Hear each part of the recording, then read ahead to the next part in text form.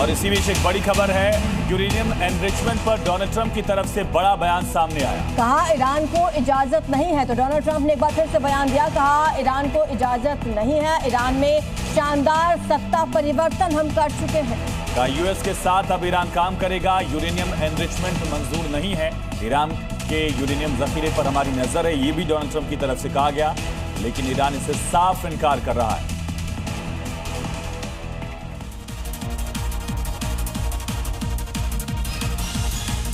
तो अमेरिका और ईरान में सीजफायर के प्रस्ताव में विरोधाभास, कॉन्ट्रडिक्शन लगातार दिख रहे हैं। ईरान हॉर्मुज पर नियंत्रण और यूरेनियम संवर्धन जारी रखना चाहता है, जबकि अमेरिका यूरेनियम पर पूरा नियंत्रण चाहता है। और इसे लेकर नेतन्याहू ने भी अब बड़ा बयान दे दिया। सीज फायर के बाद इजरायली प्रधानमंत्री नेतन्याहू ने देश को संबोधित किया और यूरेनियम को लेकर बड़ा बयान दिया। नेतन्याहू ने कहा कि ईरान में जो संवर्धित यूरेनियम बचा है वो ईरान से बाहर जरूर आएगा, या तो समझौते के जरिए या फिर लड़ाई के जरिए।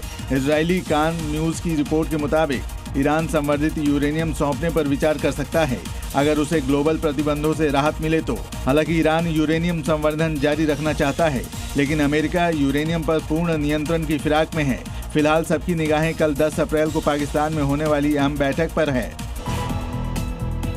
ईरान अमेरिका सीजफायर पर लग सकता है ग्रहण, ईरानी संसद के स्पीकर का बयान, बोले प्रस्ताव में 3 शर्तों का उल्लंघन, ऐसी हालत में बातचीत बेमानी। विदेश मंत्री अरागची ने भी उठाए सवाल। शुक्रवार को पाकिस्तान में होनी है सीजफायर पर अहम बातचीत, अमेरिका की तरफ से जेडी वेंस, विटकॉफ और कुशनर इस्लामाबाद के लिए रवाना, ईरान की तरफ से गालिबाफ होंगे बातचीत में शामिल।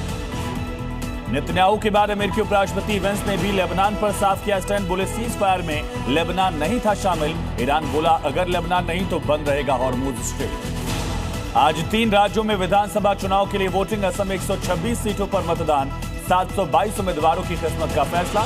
एमआईएम एआईयूडीएफ गठबंधन के उतरने से रोचक हुआ मुकाबला। केरल विधानसभा की 140 सीटों पर आज वोटिंग, 890 उम्मीदवारों ने ठोकी ताल। पुडुचेरी में 30 सीटों के लिए 9 लाख से ज्यादा वोटर करेंगे मतदान। दोनों राज्यों में सुरक्षा के सख्त इंतजाम।